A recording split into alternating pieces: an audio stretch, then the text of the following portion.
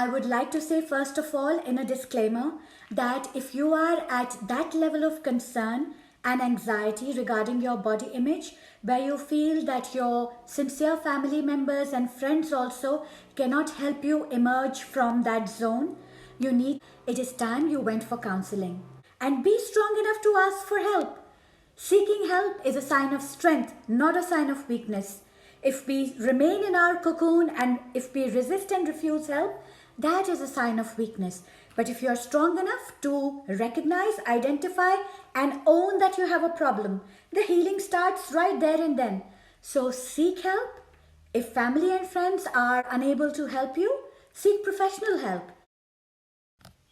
The next thing, tell yourself that you are not the first person in the world and certainly not the only person in the world with a body image issue.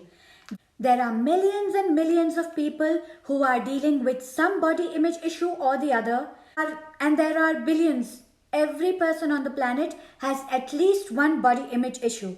Some aspect of their physical appearance that they or improve or enhance or correct. So you are not the only one. It is one of the most normal things. Watch inspirational videos where people are talking about how they dealt with their own particular body image issue and overcame it or worked around it or worked in spite of it and focused on their various other strengths and capabilities and talents and potential and created a counterbalance for themselves so that they realized that the wonderful basket of offerings that life had given to them add value to their life, to their person, to their personality, and to their general self-image. I'm not saying that we should all close our eyes on that and go into Zen mode and go into a meditative trance and say that these things don't matter and we are only concerned with spirituality and higher ideals. Now that you have created a balance within yourself, in your mind and in your perception and in your heart, that yes, I know my strengths also and life has much more to offer because life is a combination, a mixed combination of various elements and aspects. So now that your eyes are not just riveted on that concerning issue, but that you are appreciating the other gifts that life has offered you and the other strengths that you have. It's all about balance, and equilibrium. Now you are in that healthy frame of mind to be able to figure out, gauge, measure, weigh what you can do about it. And then start doing something about it. First of all, make an action plan.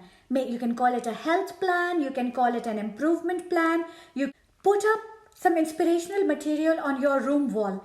Something that will help spur you on to further and further improvement. And take those measures. I'm not going to go into detail. Everybody has their own body image issue, whether it's a weight issue or a health issue. Whatever your particular concern is, do what you have to do to improve your health in that area. Mind it, I said health. Did you notice? Instead of saying just appearance or beauty, it's about health at the end of the day. If you are healthy, if you have a sense of well-being and if you are feeling good about yourself, that's your ultimate goal. Then you've achieved that. Identify the area of concern or improvement that you want to work on. Number 2, analyze and assess and do it realistically. What is doable, what is practically possible, and what has a margin of improvement. Draw an action plan. Of course, once you've figured out what you need to do or how differently you need to think or how differently you need to act, you need to actually begin implementing those measures. First, give time to your action plan, give time and make time to work on those steps practically. And I also meant give time for the results to show. Don't expect instant results, because if you keep expecting instant results, your motivation levels and your spark of enthusiasm is going to diminish. So don't do that. Look, an acorn takes time to grow into a mighty oak tree. The farmer sows the seed of the crop, But it takes time. There's a fixed time for various crops to grow and be ready to harvest. So give time. Don't be impatient. And in the meantime, stay active, stay motivated, positive, hopeful, happy, energetic by connecting to a support group. Find like minded people who want to work on themselves and improve themselves. Connect, communicate, collaborate, and let them be your strength and you charge their spirit in return. Make use of all the available positive human resource you have. Next, and very important, balance. Create a counterbalance for yourself by always looking at your strengths and abilities, things that you are already good at, naturally good at, that are your intrinsic qualities, attributes, traits. Work on them and keep utilizing your strengths to perform better in all the other areas. Because when you create that counterbalance for yourself, you will feel motivated and strong enough to approach the problem area more positively. Okay, you know what I mean. Oh, I can't stress enough how important this next one is. Oh, I can't stress enough how important this next one is. Stop self criticism. Stop making laughing stock out of yourself in public. Don't condemn and criticize and complain and keep thinking about and talking about your problem area randomly. Of course, to seek help, that is completely different. Over here, I'm talking about doing it randomly, aimlessly, making a joke out of yourself, criticizing and complaining and, talking down about yourself in public. Don't do that because you are damaging yourself and you are damaging your own self-image and you are telling others that you don't respect yourself. Why would anyone respect a person who does not care for their own self-respect? So stop. Build on your strengths, whatever you are already good at, and take your strengths to the next level. Because success is its own reward. When we are doing well in an area and when we are getting appreciation and positive feedback and compliments and praise, we feel so charged and we feel so motivated.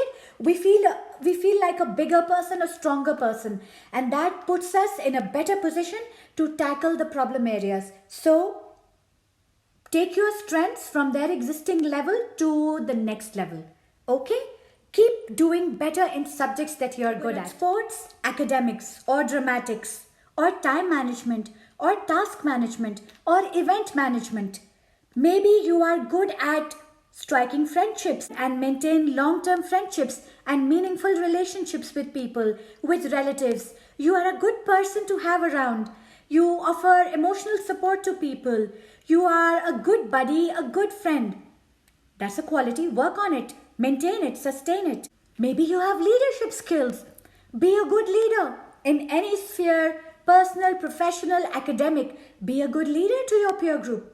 Just think, if there are thousands above you and you are thinking about them wistfully, look below. There are millions below you who are struggling with health issues, dealing with disease, who are financially not secure, who are in need of help, who don't have a support system, who don't have their family with them, who are grappling with life situations and looking at life challenges staring them in the eye.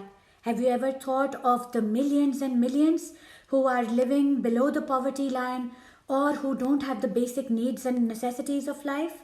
Have you ever been to the emergency department of a hospital and seen what it means when somebody is dealing with disease and in pain?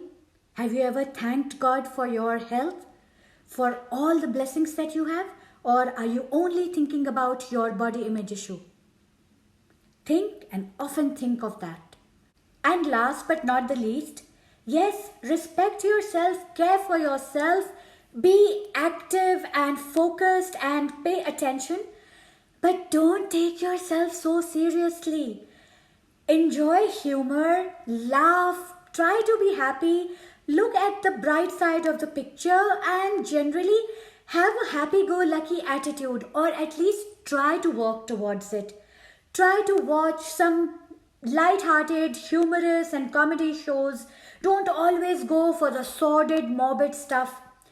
Try to take things a little more lightly and casually. And mind it, I'm not asking you to become careless, just a little more carefree. I know that some of you might say, yes, I'm so concerned about myself and she's recommending humor.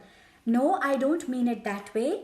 I'm saying where focus is needed, where a serious approach is needed, by all means, do it with earnestness and do it with all the seriousness needed. But also give yourself some relief by laughing a little and enjoying the company of friends who make you laugh, because humor, after all, laughter is the best medicine. Well, I just want to say thank you now, and I hope that you are able to work towards your health and take a positive approach to improving your body image. Thank you.